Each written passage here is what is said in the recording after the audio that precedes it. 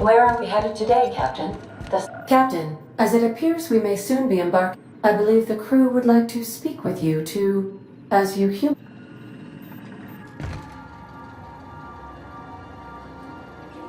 Well, folks, I ain't exact.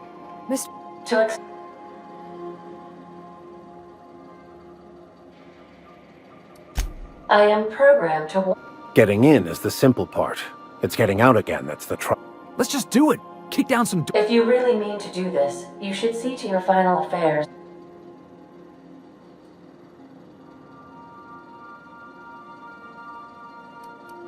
Got my trusty tossball stick. Outstanding. You can count on us, Captain. We're crew. For real crew. That means we got each other's backs. Right? Never thought I'd volunteer to break in. Waiting on your command.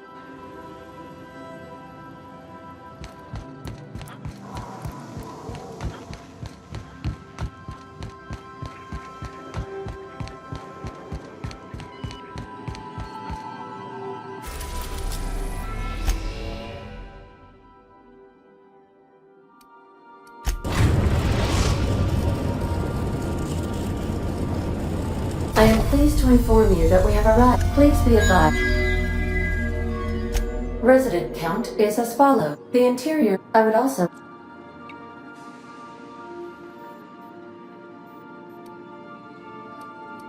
Understood. If you die or are incarcerated for... Oh. Attention. Unauthorized. You are...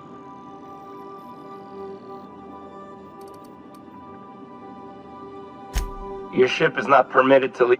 Oh. Captain?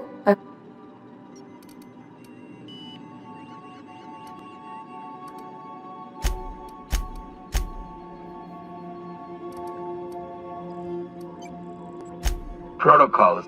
This... Transmission. How... Take care.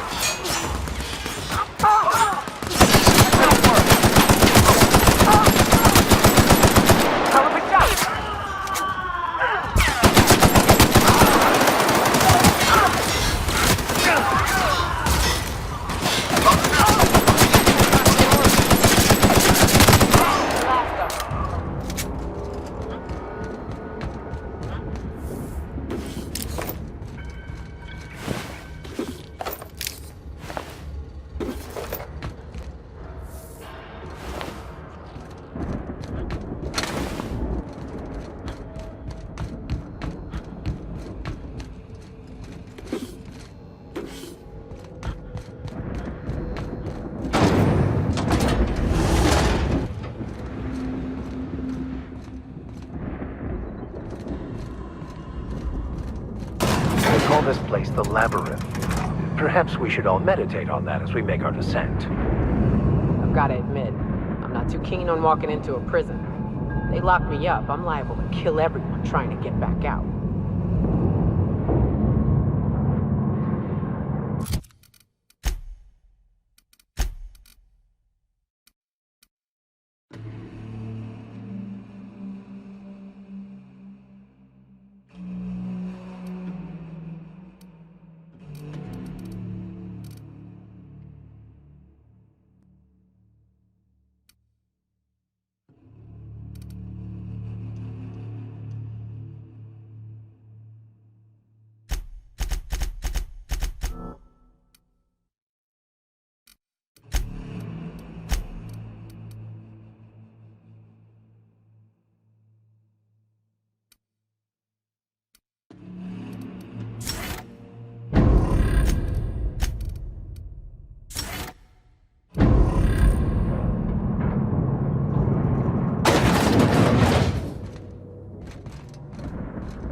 I suppose it would be too late to back out now, huh?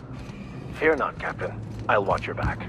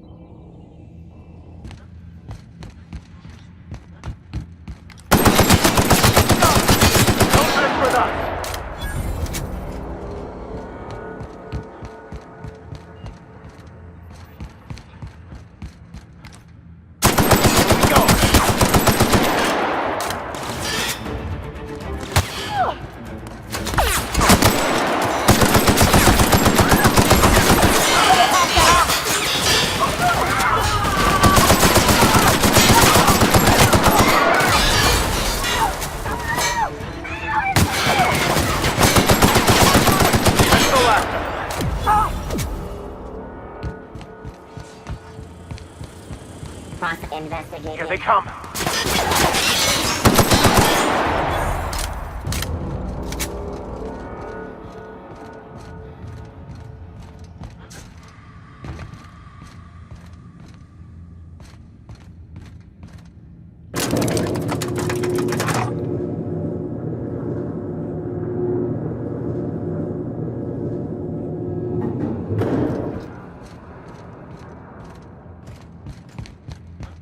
Get in there, troops! For Monarch! For Halcyon!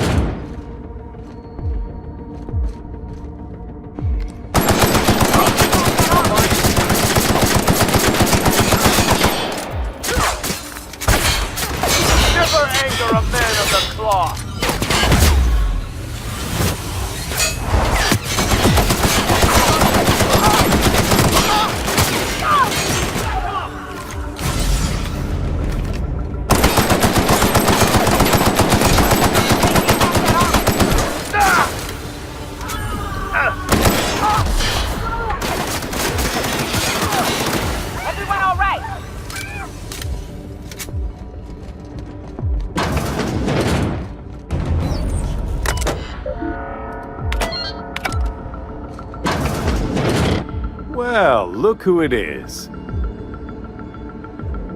Keep talk. And... oh, what? When you...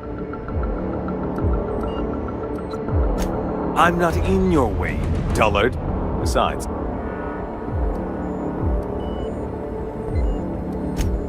yeah, but that's between us. As far as my adoring citizens will know, we've turned a dangerous crackpot into a...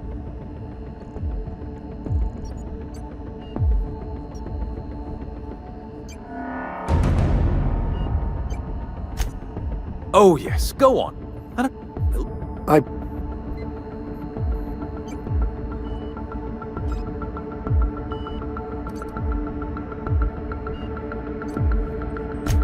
That... you are a captain? Look, I'm not an unreasonable man. If you manage to stop... I can't exactly afford more havoc than you've already caused.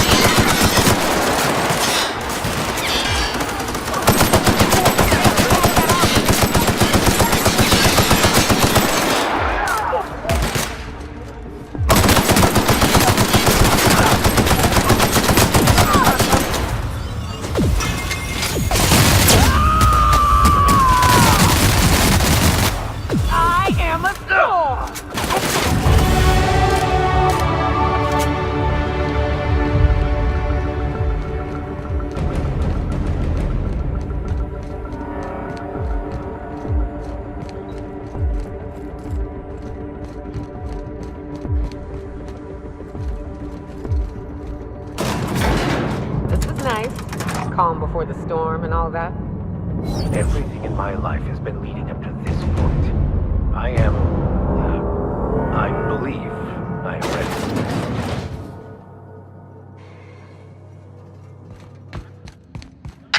Captain, do you imagine you're leading those You're... The board is the only...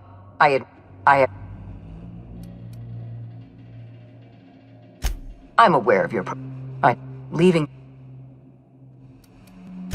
I had a feeling. And don't worry.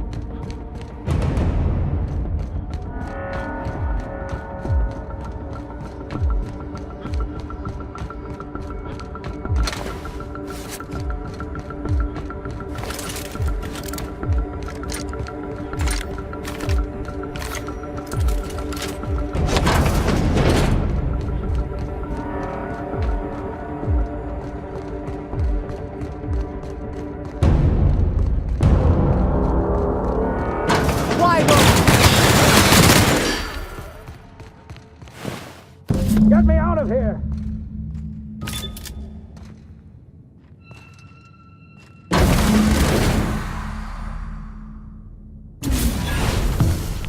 You don't know how glad I am to see you. You did the right thing. Akande was a monster. And you lunatic, you broke into the boards.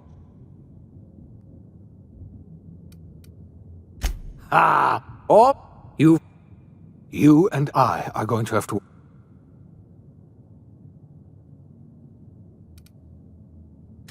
I would like nothing more...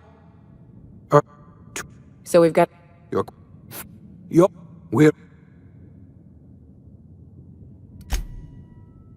We're going to need a leader, and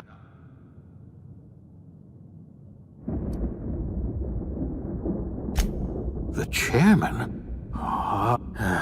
We can't... We're...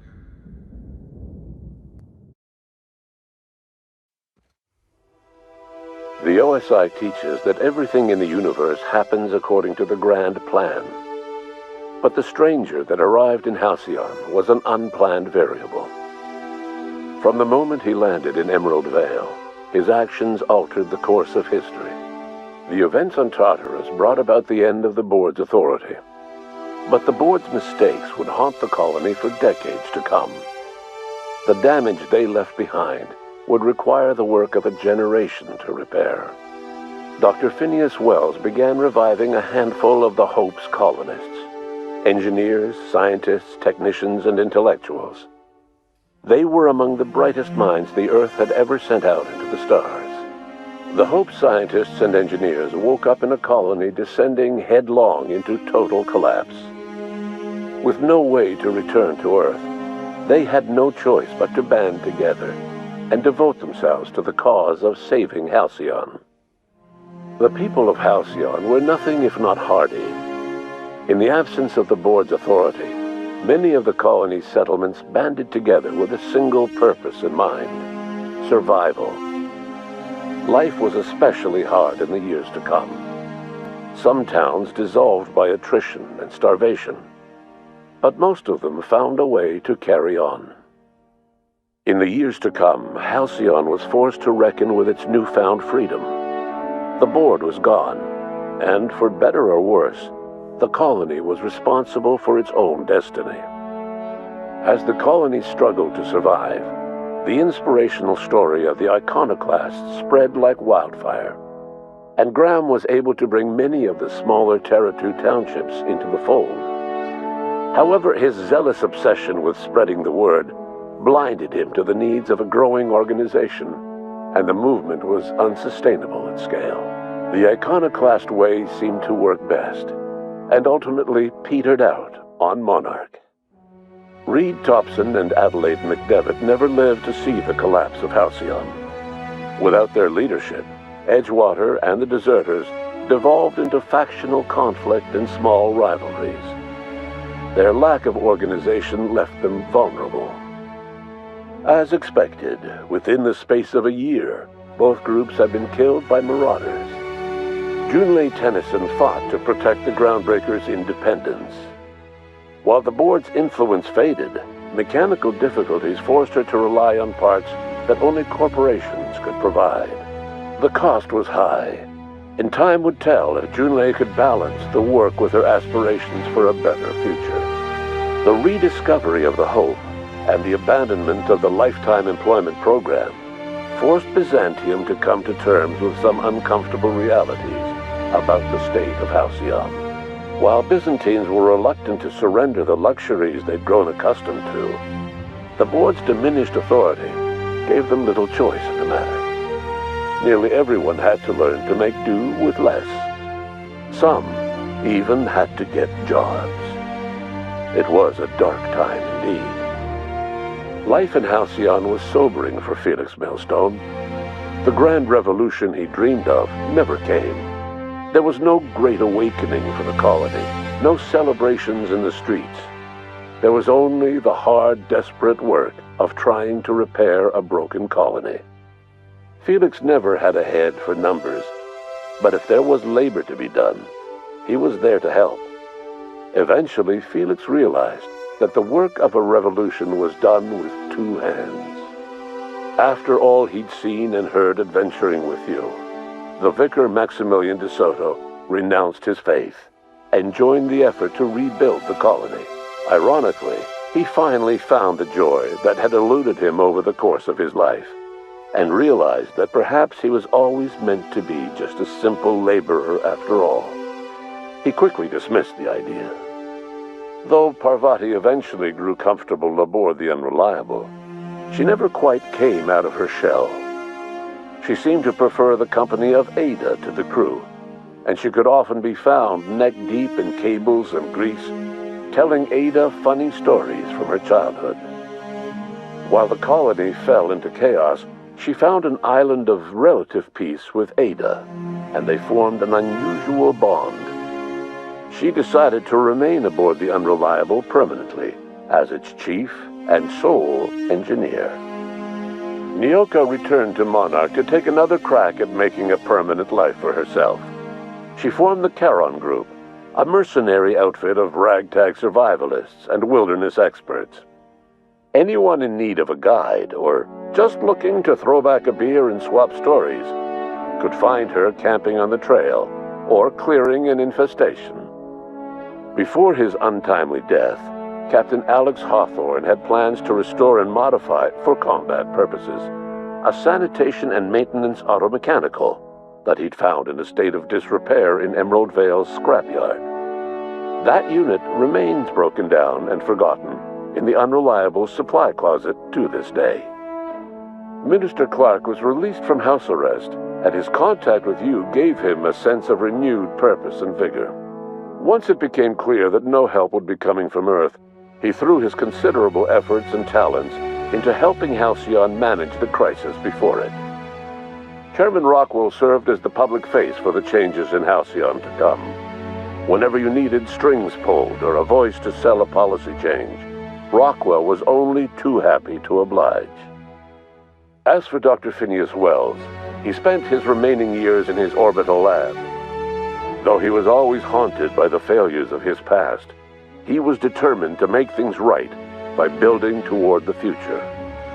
Dr. Wells was able to revive many more scientists and engineers than he first expected, thanks to the additional batch of chemicals you stole from the Ministry.